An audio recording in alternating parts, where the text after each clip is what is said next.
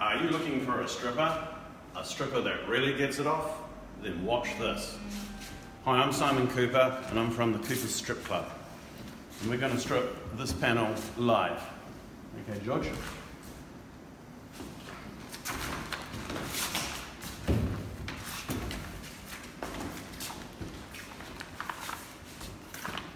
So today's live stream is going to be half an hour. Can you do it?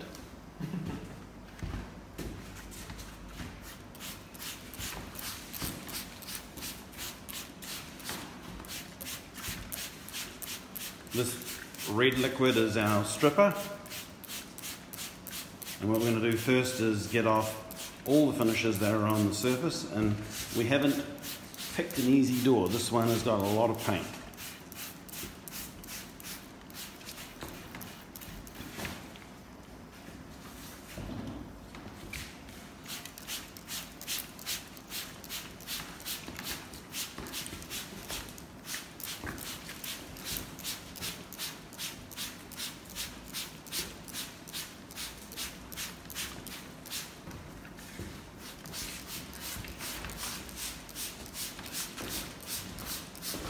You can see how quickly the paint starts to bubble.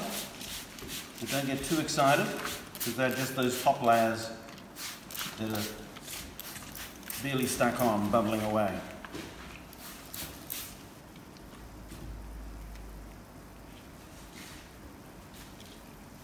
It's always quite exciting to watch the bubbles. Now our restorer today is George Cooper, my youngest son.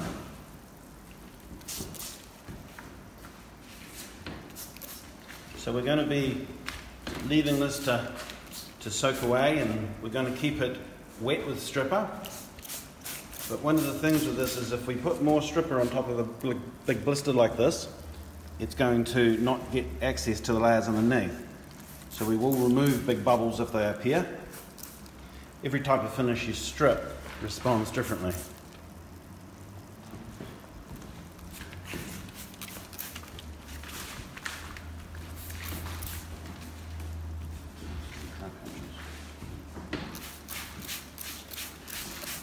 Now we stripped this panel yesterday to see what we were in for, and as I said before, there's a lot of paint. There's shellac at the bottom, but there's mini coats to work your way through. Now yesterday when we were at Stoke, which is about 20 minutes from here, we're recording today from Nelson. It's supposed to be sunny, but it's raining, so here you go. Yesterday when we were in Stoke, this lady came in with a whole bunch of these chairs, and she was happy for me to have one today to show you on as well. What was really interesting is these carvings in here, and all these sort of curves. And often people, when they're restoring this sort of thing, really get into trouble here. So, oh, George has put his hand up, he's ready to do something.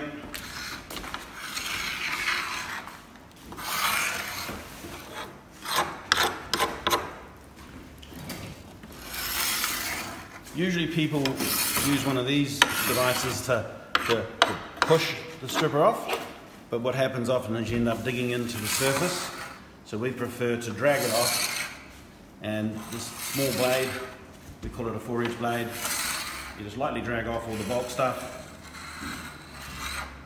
and then there's more paint left underneath, which there is, we then will put more stripper on.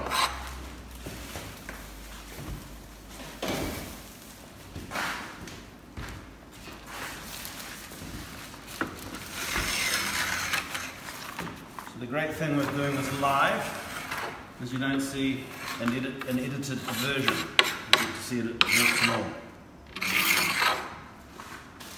Now, what we're interested in with these live streams we're doing is your questions. If you have any questions at all, pop them in.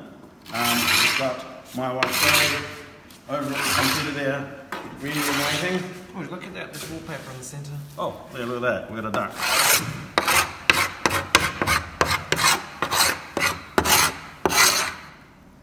It's a bit of a shame. It must be duck season.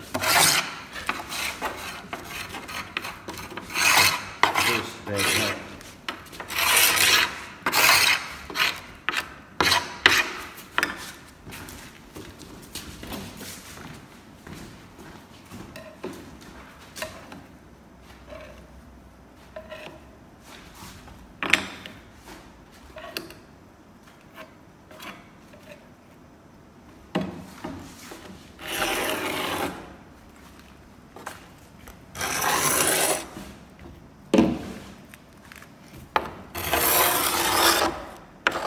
Now this small blade has extensions on the tips here, which are ideal for getting into these parts, and you can get in there without damaging the timber itself.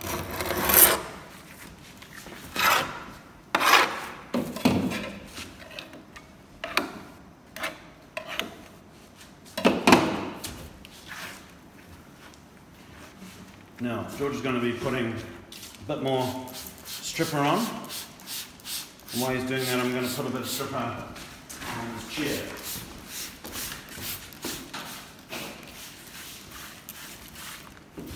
This is a lacquer. I often just use the word varnish, which to me means see-through finish.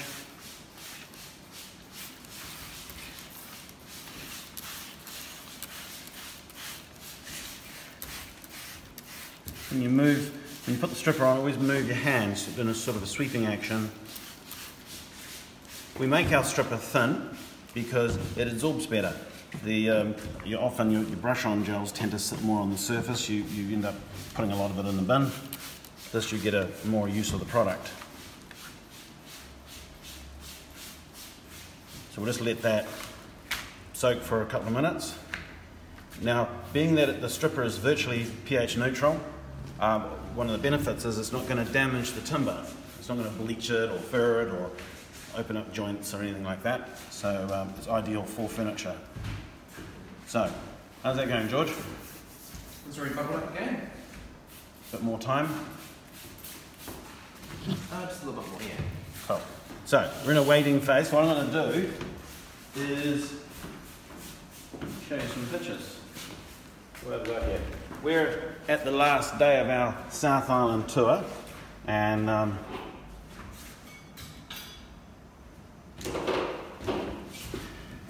have we got here to show you? Cat. Cat's cool. So come over here. Decks. Decks are becoming quite a thing with Coopers, and the other day in Rangiora, this is Caroline's cat, and this is her deck.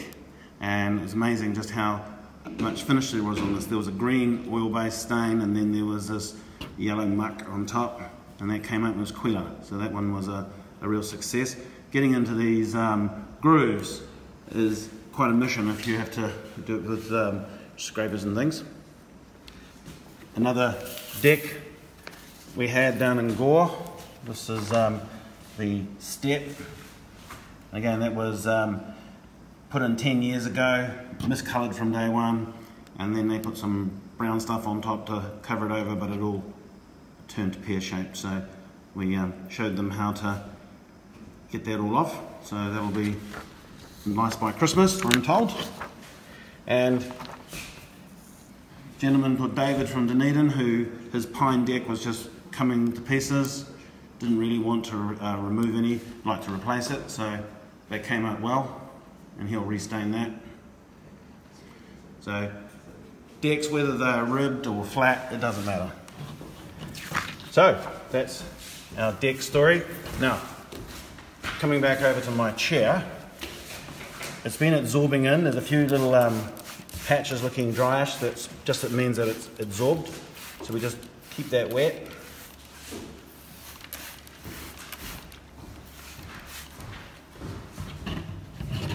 And give that about another minute, and then I will get into that. So you just keep a look at the wet reflection all the time, and anytime it looks like it's drunk it up, just spray a bit more on.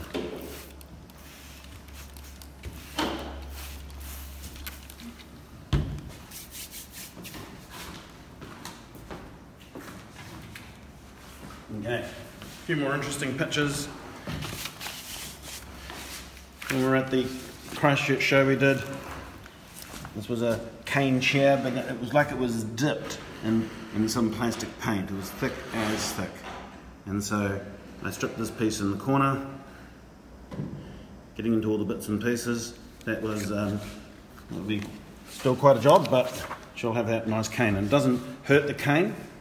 Now, George is gonna get rid of the duck, it looks like.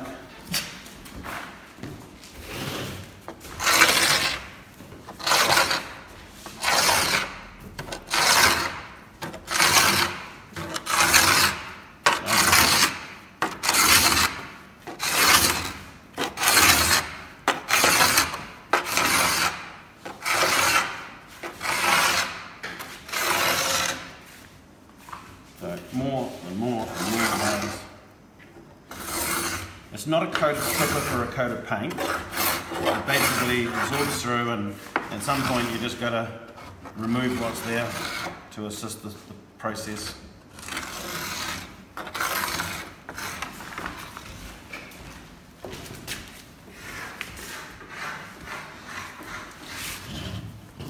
Now, this was a good one, being that I'm working on a chair now. This had all the carving, and it had all this paint thick in there, and that came out really, really well. And these are the sort of projects that Cooper's is ideal for. I haven't mentioned it today, but our main point of difference to anything is that there's no sanding. And the reason there's no sanding is that the person who made this chair actually sanded it for you. Same with the door George is working on, and this chair over here. And what we're going to do is basically reuse the old sanding. So that one was good. We have a question before about decks. Ah. I'll bring it back to the cat.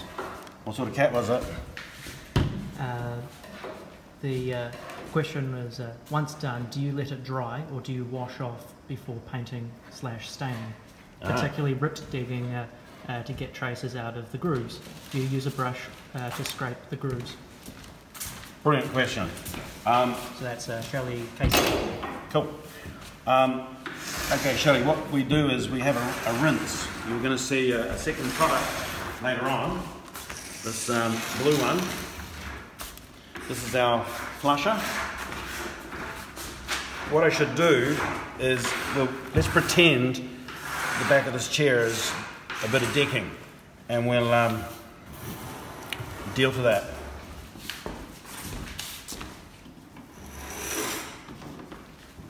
So,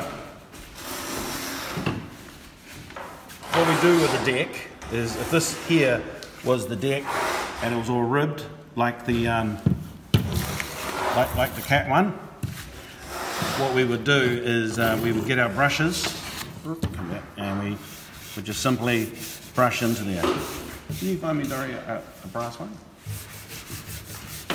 And you see how this has all gone mushy? This is pretty much what happens with your deck. On an outside deck, well, they're all outside I suppose, we use a slightly coarser brush. This is a copper brush, which we use for furniture, because we don't want to damage it. This is Sapelli mahogany. Now, with an outside deck, we use this slightly coarser brush, the brass one. And again, that's ideal on Quila and that sort of timber. And we have larger brushes as well.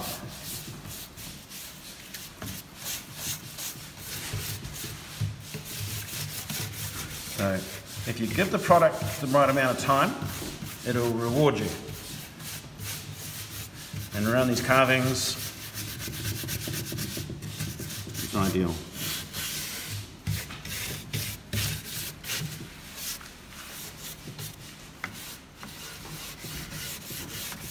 Brilliant, thank you, says Shelley.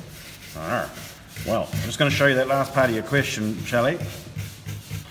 So we've got to this point here, and that's pretty good, but there are these residues everywhere. So what we do is we go to the blue one. Now this is a paraffin-based spirit, and it's not there to neutralise anything, it's there to rinse the timber clean. So it removes traces of stripper, also any of the varnish itself or the paint.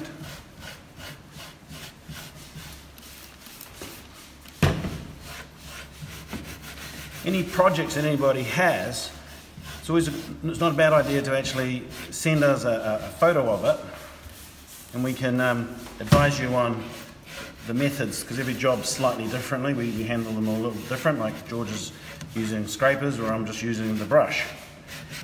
Same product.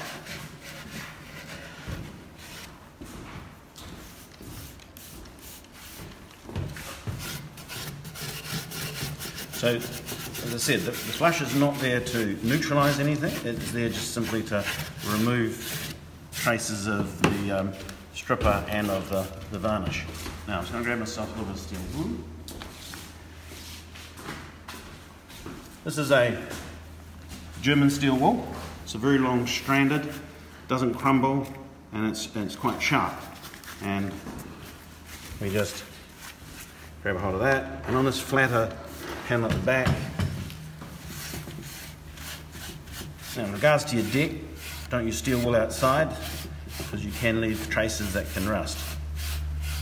But on this chair here, this is perfect.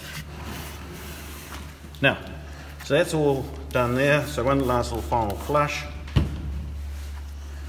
And wipe that away. Now, the colour it is when it's wet, that is right now, that's the colour it would be with a new finish on.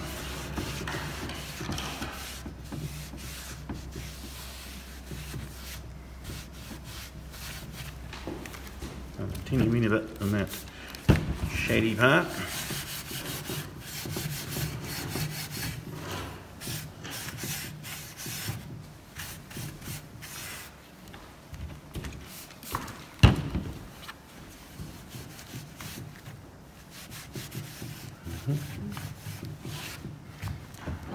Okay.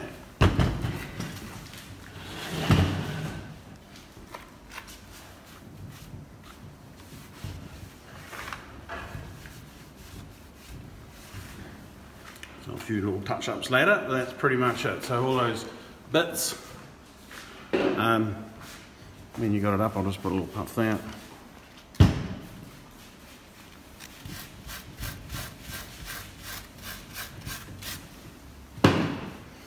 And again, all the sanding's been done 50 years ago, so we've just reused it. Okay, so we'll put them over here. And how's that going, George? It's ready for more action.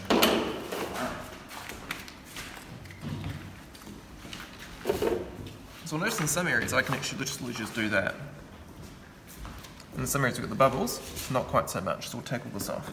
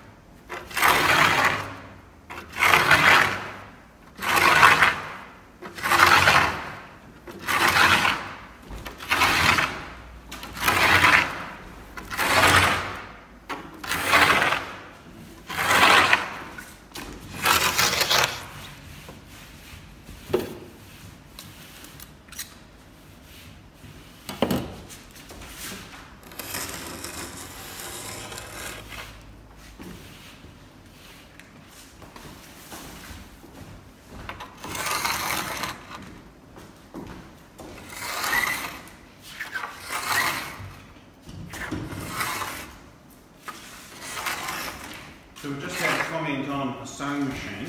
Have a look at this, Arthur.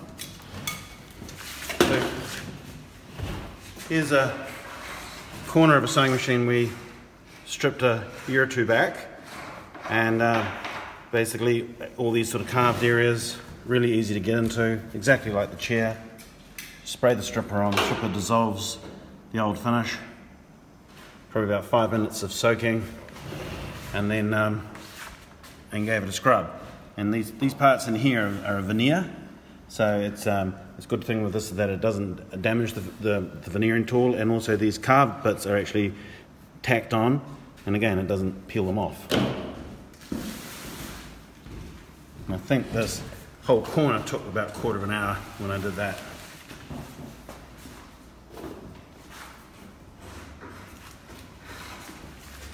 So, I'll put that away. What I was going to do is have a wee chat to you about lead. Now,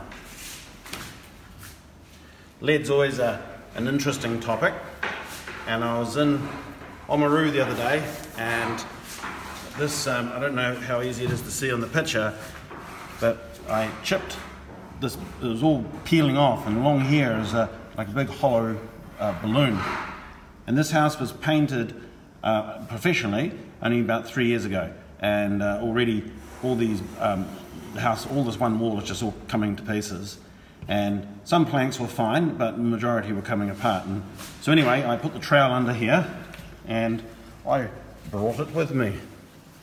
So, and here's the peeled off piece. And there's always the question, why? And often people run for cover and everyone points fingers. But the reason that this all came off is you'll see along here, there are these black scorch marks. And you can see them better in this one, this plank here. And there's all these black scorch marks. So when the person's stripped the paint off, they've used a blowtorch or a heat gun of some sort, and they've taken off the enamel paint on top, but got to the lead and stopped. But what it's done is it's actually damaged the lead. And if you're under here, all that yellowy stuff there is all lead paint. And so when the heat gun was used, it's fractured the lead paint, and then when the acrylic paint went on top, the acrylic did its job. It expanded and contracted, and it just dragged the finish. It actually just snapped the lead straight off the wall. And so you get people busy heat gunning thinking they're doing the right thing, but once you damage the lead, then it needs to come right off. And again, with our system, we can remove it without creating dust, and so it's a good way for lead. This plank here with the pink, that was a replaced plank, and it was primed, and the primer went deep into the grain, and that plank was fine. It was just interesting to see why this one here was all bubbly and this one wasn't. And the thing with the lead paint is, even if you don't heat gun it, slowly over time, as the paint loses its oil from when it was made, it just gets more and more fragile, and then one day we put our acrylic on and it just cracks it straight off. And so that's always interesting with lead. We get to see houses every week somewhere around the country which has got this new paint bubbles. So beware of that. So I'll put that one away.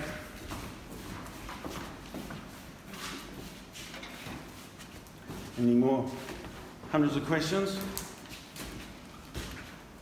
How's that going, George? Oh, that's looking good. Good. I just quickly sprayed some more on now. I'm just getting a few things out of the details. So I just need a few more minutes to soak. Cool. What I'll do is I'll have a bit of a chat about automotive. Have a look at what you're doing to get into the corners. What are you using? So I'm using a little bladed screwdriver, and this here is actually really handy for just getting into these bits here. These bits are often about 2 to 3 times as thick compared to the rest of it. And so if you can just get into these bits, it just makes the whole process a lot faster. The big thing with any of these jobs is give it the amount of time it requires. Thick old gnarly paint, it's usually 20 minutes is quite normal time it works its way through the different finishes. If your paint's been baked in the sun, like exterior windows, weatherboards, it can take longer just because the sun's baked it hard. So, question. Peter is saying he's trying to strip around rendered windows at his home and has an orange primer. He's having problems removing it. Okay. This might help. So just in case the camera didn't hear that, what's The question is stripping windows, I think it must be on the exterior, and there's orange primer that's having trouble getting it out. Generally the orange primer is lead based, and lead is where most strippers stop. This one here had different primers and things deep into the grain. The stripper that we have is thin. It's far thinner than any product you'll find on the shelf, and we make it thin so that it absorbs, and it'll absorb into that orange. It doesn't matter if there's a little bit of orange tint left, as long as you've created an absorbent surface. What we say is, to have paint success, you need a clean, dry, absorbent surface. So if there's a teeny weeny bit of tint left, then that's not a problem. And so as we see George finishing the door, we should be able to, I'll be able to explain a bit of that, getting it out of the grain. Again, when we have people who are stripping furniture and they're trying to get stain out of the grain, this is ideal for it because it goes deep into the grain without actually damaging anything. Okay, now I want to show you this gentleman here. This is Rolly, and Rolly's cool. He's never restored a thing in his life, and he's decided to strip his weatherboards, which is no small task. It's a big job. There's lots and lots of square metres, and this is the sample I did when I showed him it all in action. And we love it when people send in their photos of completed projects. It just makes it more fun for us and for everyone. So this is where I did my sample, and this is the wall through there. There's actually an old door hole in here. So that's really good for Rolly's first wall. And so thanks for sending that in. Now here's another interesting project, and this is I met this lady Karen in Whangarei at the home show, and this is her, I think her great-grandparents' or great, one of them anyway, their kitchen door, Tunguru door, and she wanted to stencil, strip the map of New Zealand out of it, and then she sent this picture through, which I thought was absolutely amazing, and everyone that's seen it just has loved it. So great job, Karen. And that was that.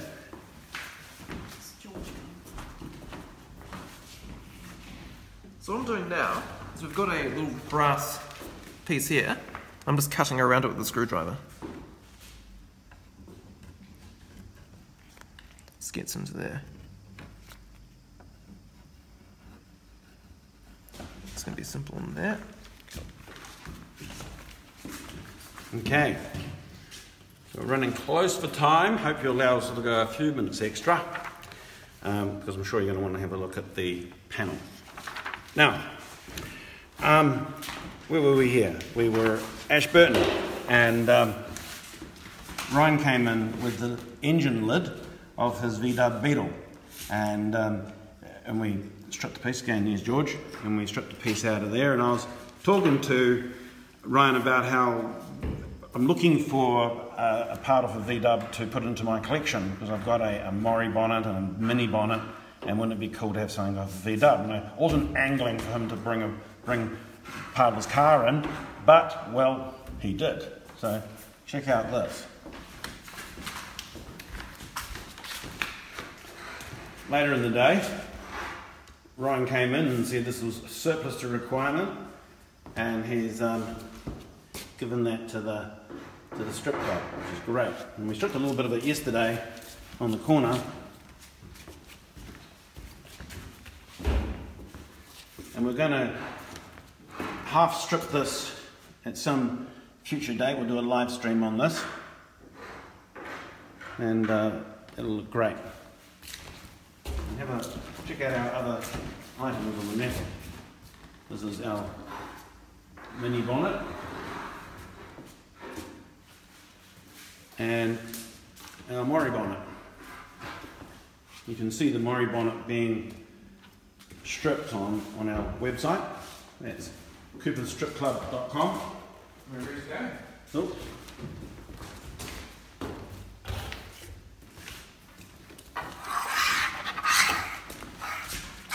So we're not pushing hard at all with this, it's all a mush.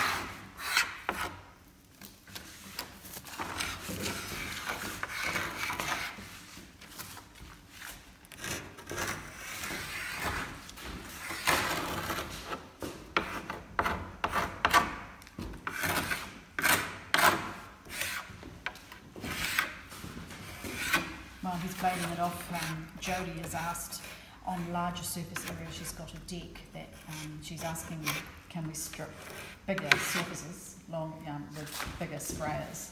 So how would you answer that, Simon? What I always do is I work out how much surface I can easily handle. If you use normal sprayers, they have rubber parts in them that the stripper pulls apart rapidly. These actual sprayers get over quite a lot of surface, more than you would think. There are different commercial sprayers around, but if you strip more than you can easily handle, it becomes quite it gets a little overwhelming. So you've got to find that happy point of being able to work on as much as you can. And everybody's got a different energy level of how much they're happy to blast into. And with a deck, I often go by plank lengths. And when you are doing things like decks, is always be aware of the weather. Don't work in the direct sun. It can evaporate too much of the stripper and you waste product. So overcast or in the shade. Now, sometimes people see us when we're putting on multiple coats of stripper like this, that they must use a lot of product. And the reality is it doesn't, because it's going on thin. It takes well over 10 applications of this to match one coat of a gel stripper. So you're actually not wasting product. Some paints are messy paints too. It looks like a lot of product, but it's actually the old shellac and the old lead paint that is all gooey, whereas your enamels and acrylics have more structure to them. There's a good note with this one here, is this actually black tarry stuff here is actually a clear finish that's actually underneath the paint. And so we've actually got this big syrupy sluice that's actually coming off as well. It's the shellac.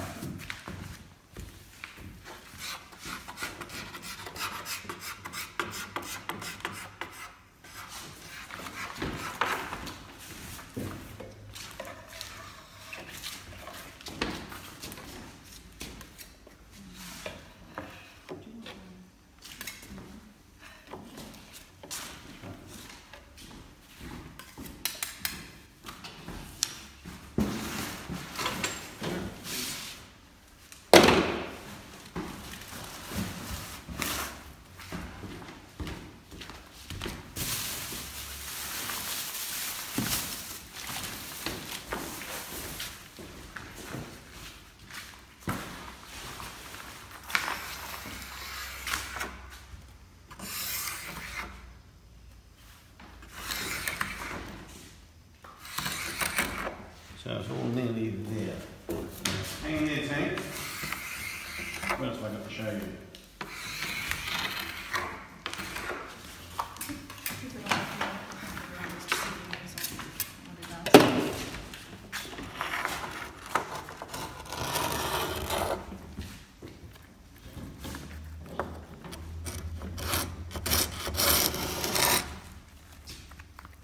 Just needs a bit more.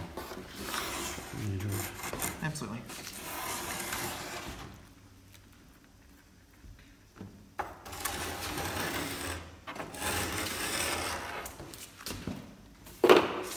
So, in our system, when you get our products, I'll put this over here, easy to read.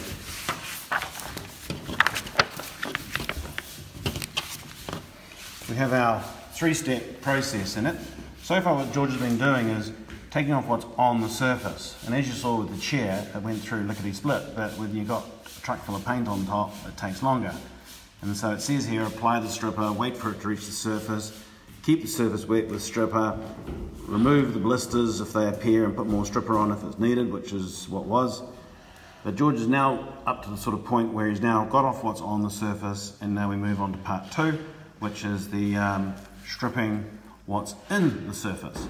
And this part all happens quite quickly now. So whether it's got 30 coats of paint or one coat of paint, at this point you're now on an even playing field. And so we're going to put stripper on, and then we're going to give it a couple of minutes and give it a scrub with our steel wool.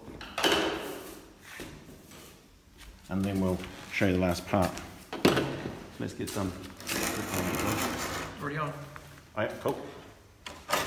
Okay, so while that's just doing soap, this was an interesting piece. I was in Temuka the other day showing Marie. She's a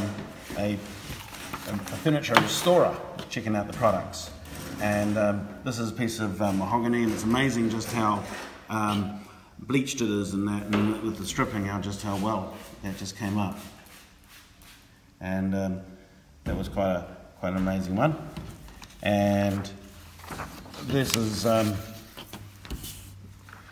exterior window. Now, when you're doing exterior windows, you don't have to get every last little bit of tint out. This sill was actually an Australian hardwood. It's actually a little rare to find it. Usually it's matai or totara or something like that, but it's a hardwood. And so that one came up well. And then we had another interesting one. It was in Dunedin. Staircase, old Victorian staircase, the old shellac, how to get into all the turnings. And this is the piece that I stripped there. And that's really easy on that. That was quite a transformation there. And down in Bungalow, we had a big cupboard door come in, and it was being stripped to repaint, but when Phil saw the heart remu, he changed his mind. That was pretty amazing what that was hiding under there. And in Palmerston, I'm about to say Palmerston South, apparently it's the real Palmerston. Vicky's place there, all the mouldings, so that took a little bit of while to get through all that in the tongue grooves, but the result's amazing. Jeep needs a wash.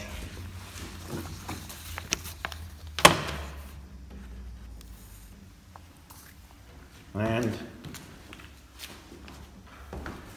while we were in Cromwell, we got a call from some old customers of ours from over in Haast, and they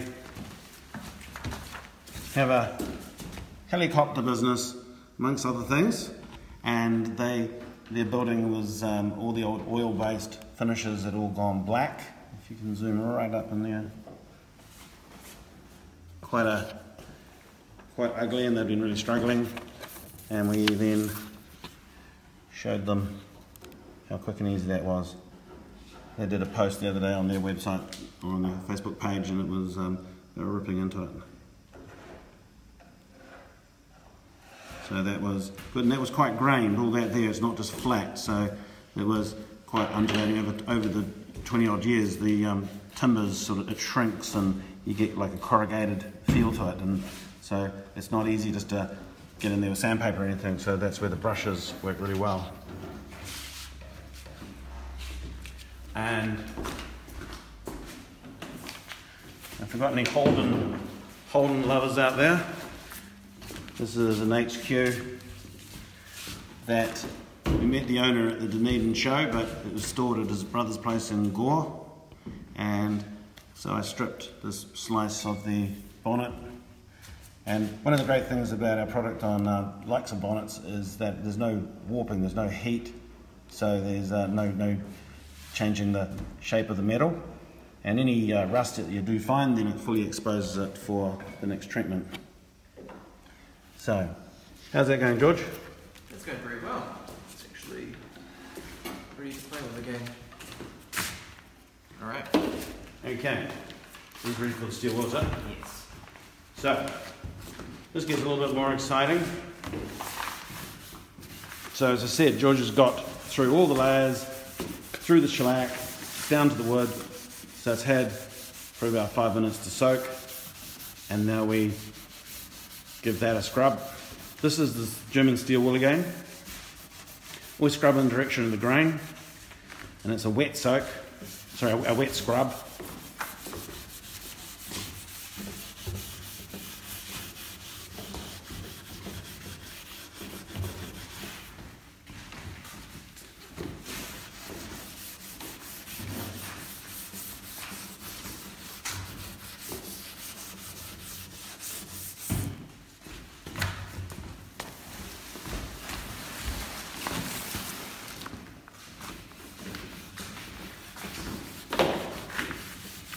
You start to see the benefit of your work.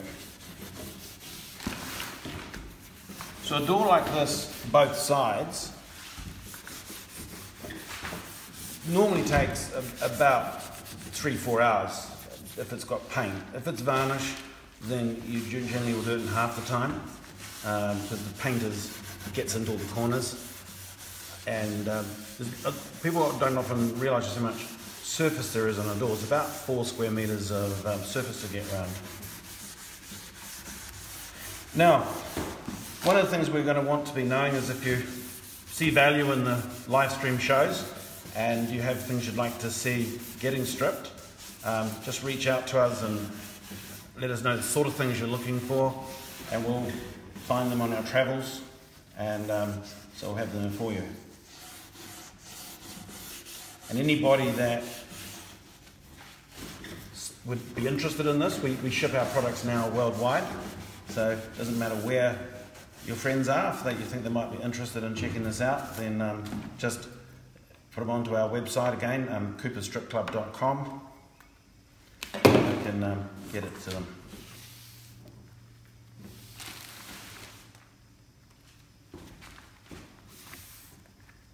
Now, George is wiping away now. He's got a soft absorbent cloth, so that mush that's there, before he goes on with the blue rinse, he will just get rid of any goo.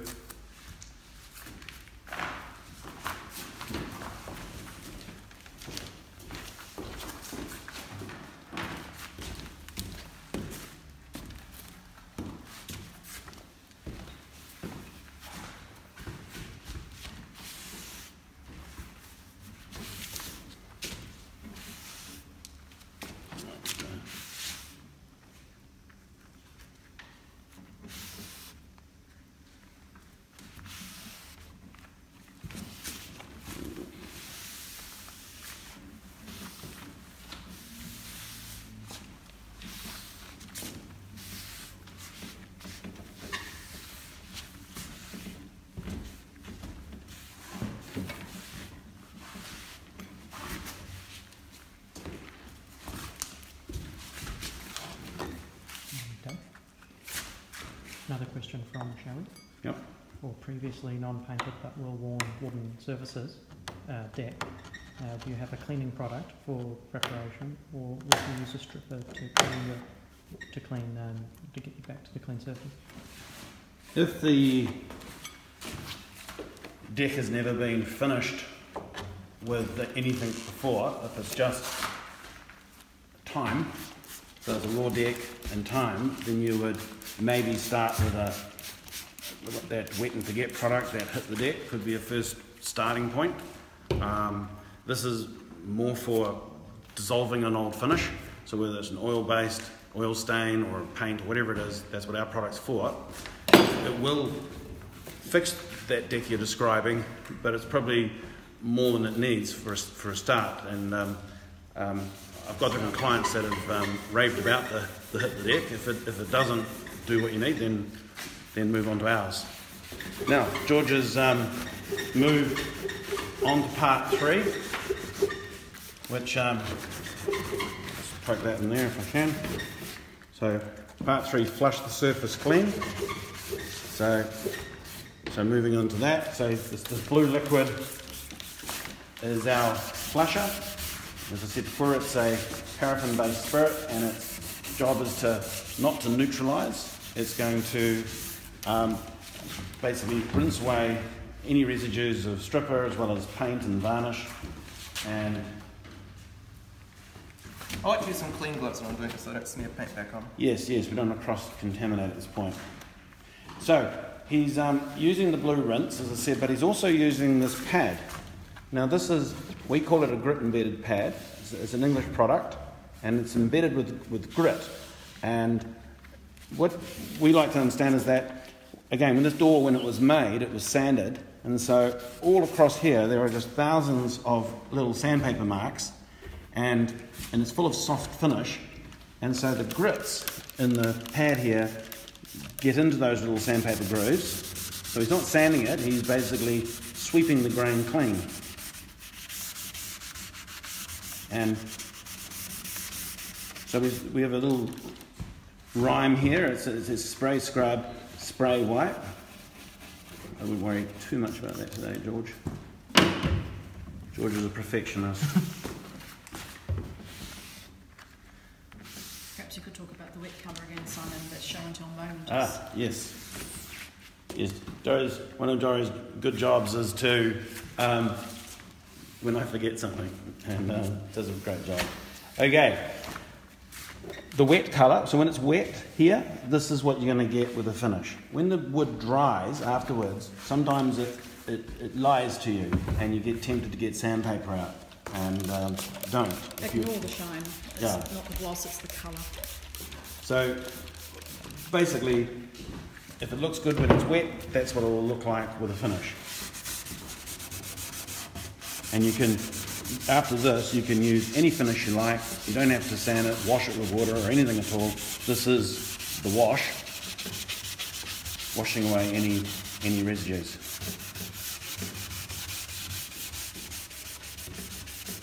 I quite like the duck. Now, while George is just finishing that, I want to take you over and show you a pack.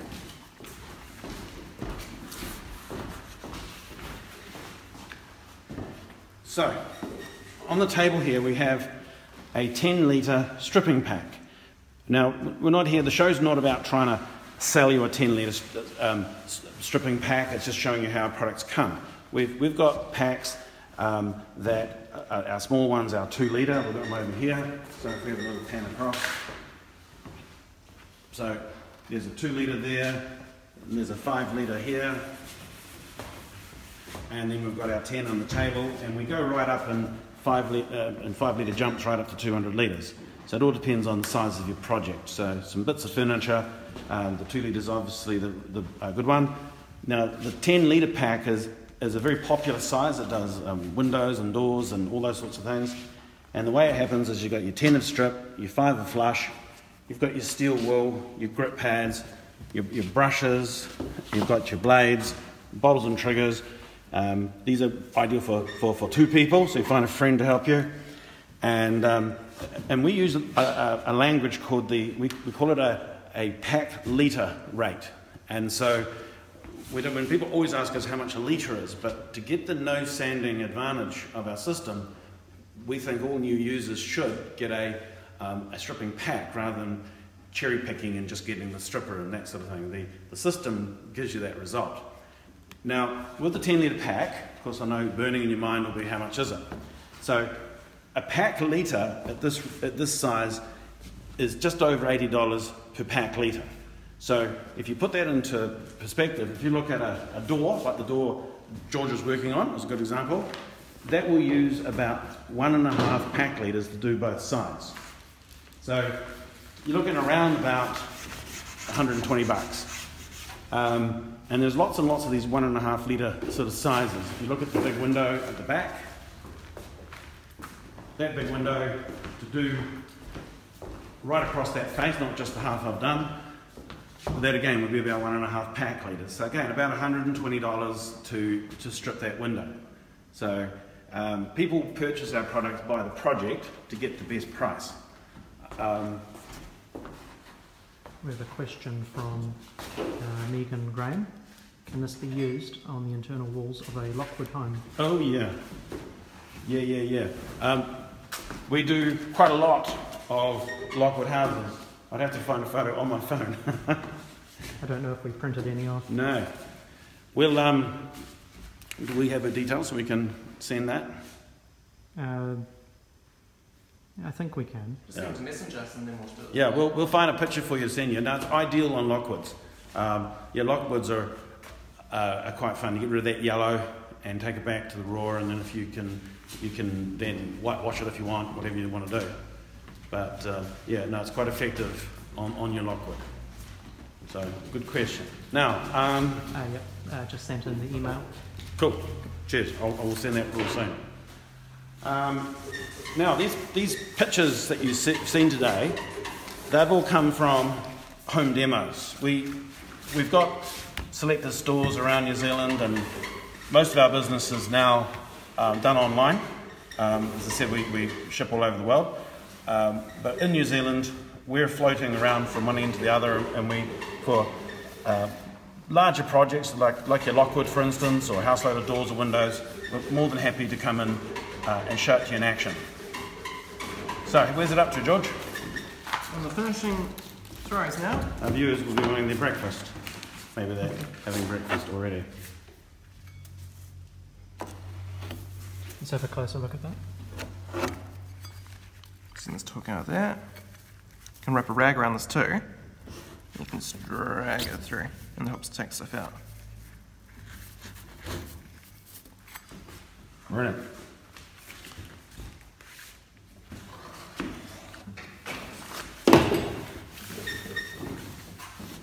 And we're just basically done now. Cool. Well, let's stand them up. Also saying that perhaps you can mention, send us what you would like us to restore next time, your requests.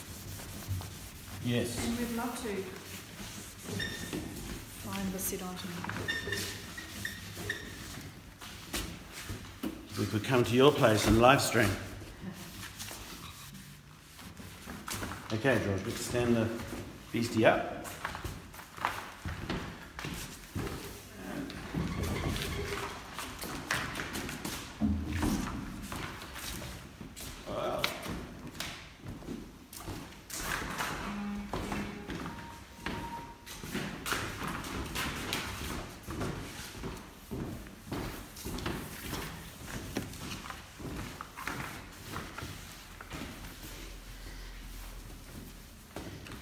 Well, good job, George.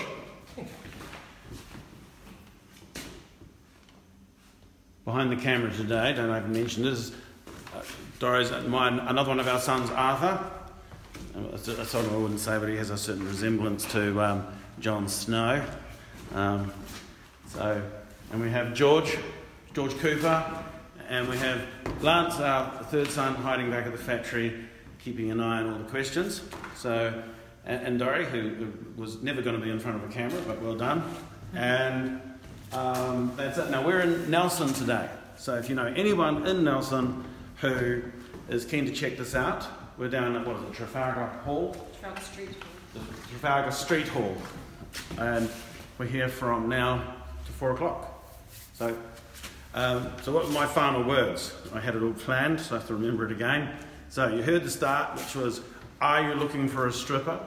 A stripper that really gets it off? Cooper's, the stripper that gets it off every time.